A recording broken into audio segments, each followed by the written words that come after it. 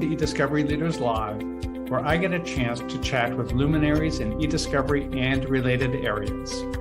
This broadcast is sponsored by Reveal Brainspace, the industry's leading AI eDiscovery platform.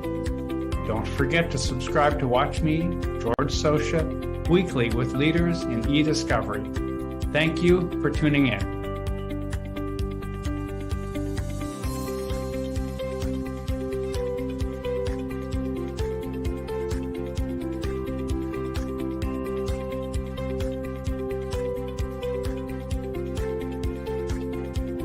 Welcome to eDiscovery Leaders Live, hosted by ACEDS and sponsored by Reveal.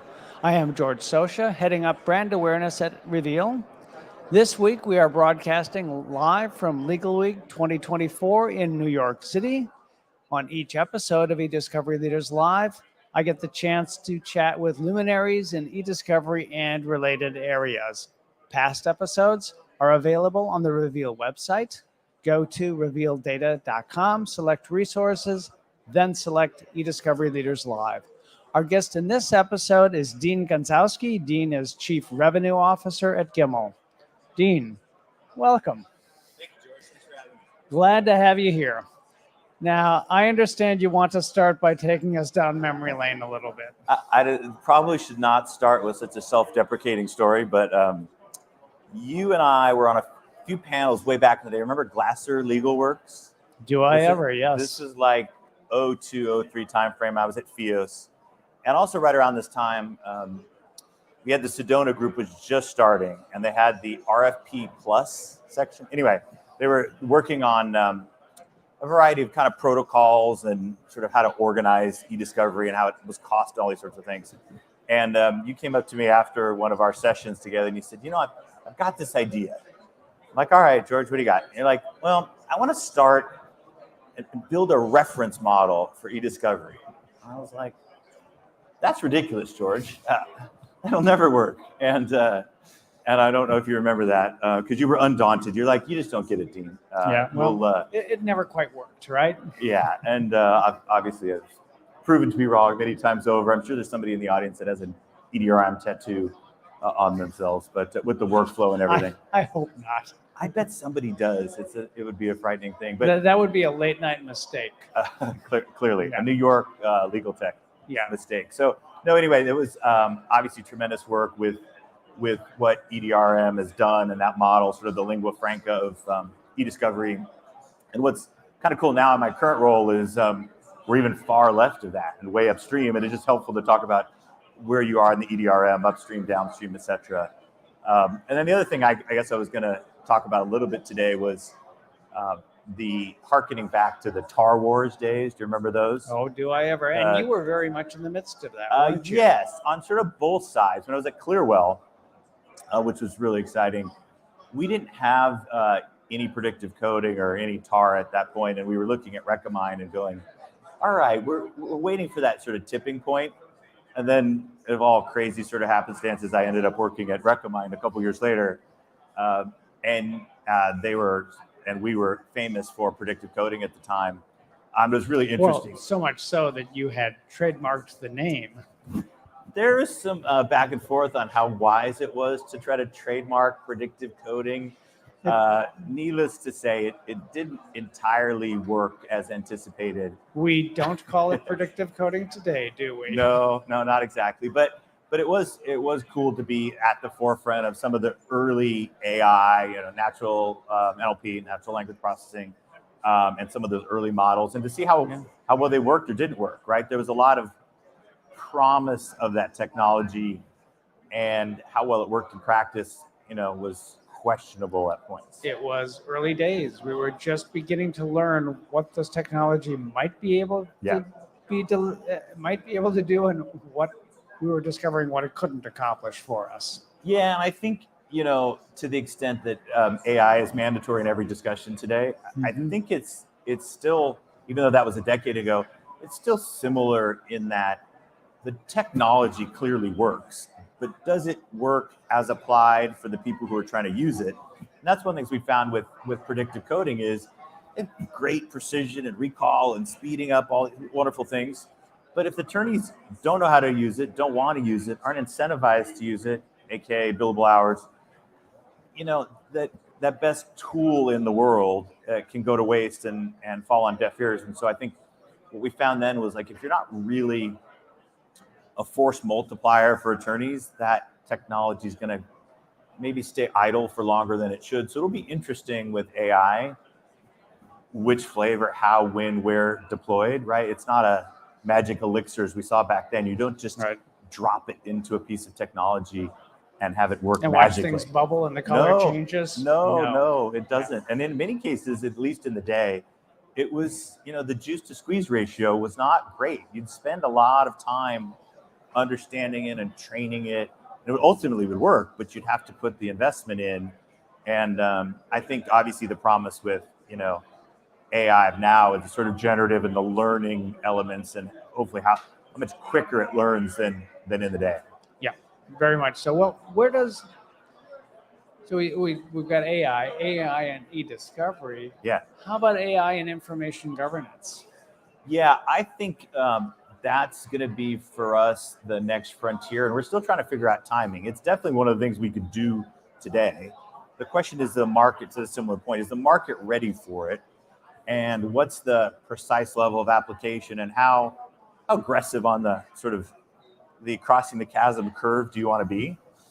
That's something that we're really interested right now and seeing how we can deploy it. And as you know, right, there's all sorts of different types of AI models. And when we're in information governance land, we think a lot about auto classification and categorization.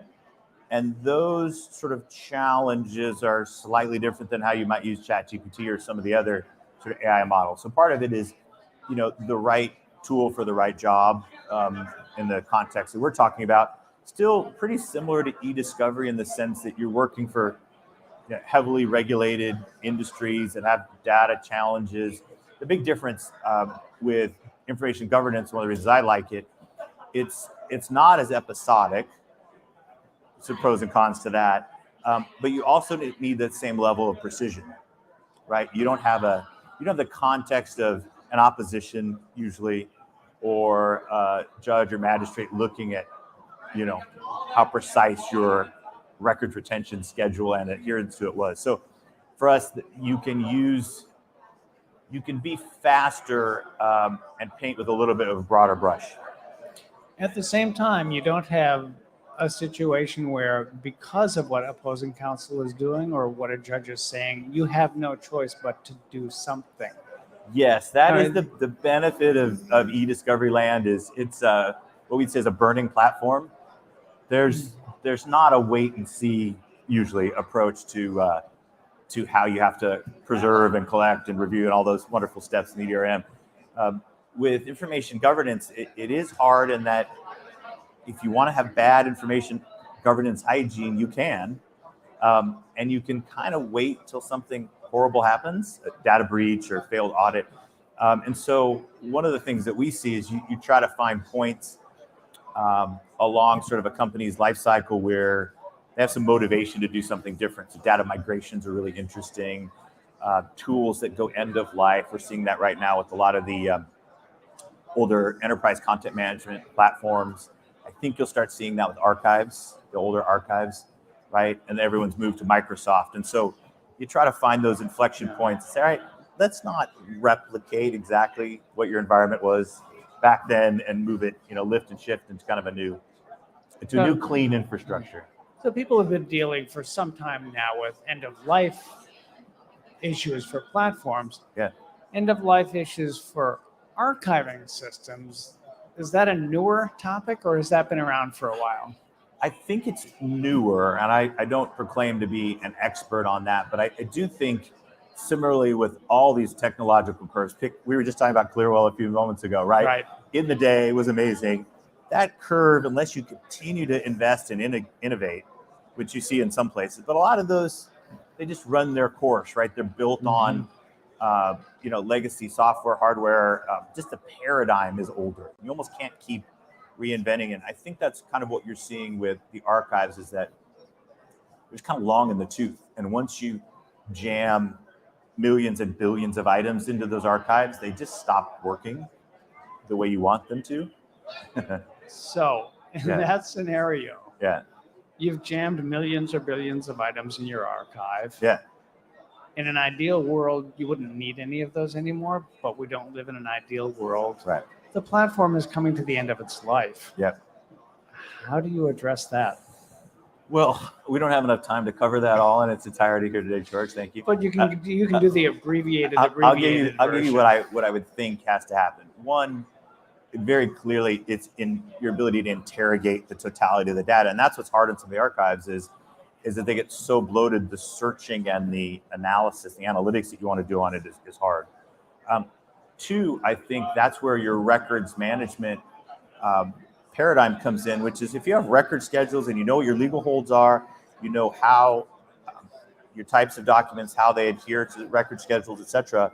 You can make decisions by metadata, by other sort of search methodologies, and kind of go like, look, if a thing's over 10 years and we don't have any, that's our longest record retention, 7 years, we probably can get rid of it. But in order to make those decisions, you have to have a good sense of what your defensible, records management posture is. Right, you have to have some comfort that what you think is going on really is going on. Yeah, and I think there's this interplay between that notion and sort of data minimization we see on the sort of privacy side.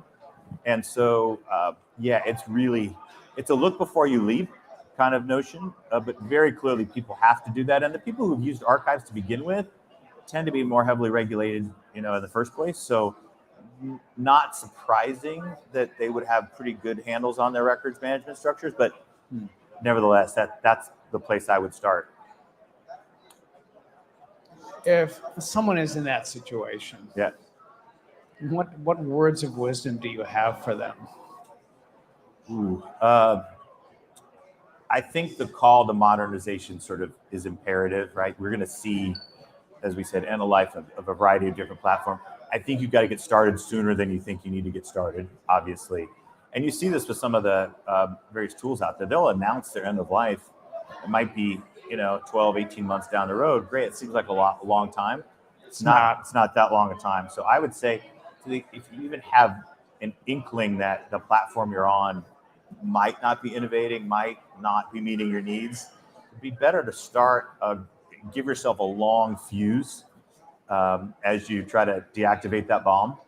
And then, needless to say, there are plenty of tools out there, but that's also a thing where making sure that you've got good counsel, possibly legal counsel, but certainly consultancies that can help you do that. Because we have people sometimes come to us and, we make great software, but if they don't know how and when and why they want to use it, that can be a challenge. So really understanding your requirements early on, and then, ideally testing some solutions and give yourself plenty of time because you're going to jump into the next cycle. It's going to be for another decade. And so the switching costs at that point you don't want to make a mistake when you go to retrofit. You started out taking us back, 20 some years ago. Yeah. So I'm going to pose a challenge to you. Take us 20 years in the future. What are we going to be talking about then? I can't imagine that Legalweek will still be at the Hilton, or the Hilton will still be here. So first of all, let's start with, I don't know that this hotel has 20 more years left in it. I think we will continue to have data problems because data feels like we're at this data types and modalities proliferate faster than the attorneys and regulators and everyone can keep up with it. Think about ephemeral messaging and, even a few years ago, it's like Slack. Oh my goodness, what are we going to do with Slack? But those are continuing to sort of proliferate. I think we will, the cycles of information proliferation will get even greater. You can see the wearables and glasses and sort of things that are always required. I saw somebody created a device. It's literally like a wearable microphone, and you just wear it, and it picks up recordings, and then you can query it later. And you're like, that is a horrible, horrible idea. But I think we're going to get to the point where information is just going to be streamed and captured and at all times. It's the ability to keep up with that. The privacy implications are a nightmare, clearly. Yep. And the regulatory ones are also similarly vexing. So I don't I don't know that any of the challenges go away. They probably are just made harder by all the technology. Then we're trying to use the technology to catch up with the technology. So what I'm hearing you say in part in that is that the people coming to this conference now, if they've got 20 years ahead of them in their career still, as long as they're able to stay nimble and learn new skills and tools, they're going to have plenty to do then as well as now. There's plenty to do out there. And I actually think as if you look at the just raw EDRM and review, a lot of those problems are being solved. But what are the next problems, the next problems, the next problems? And modern data, wearables, IoT, like all these things continue to proliferate, and they bleed into e-discovery because in 20 years, I almost guarantee you, the incriminating piece of evidence is not going to be email. Yep.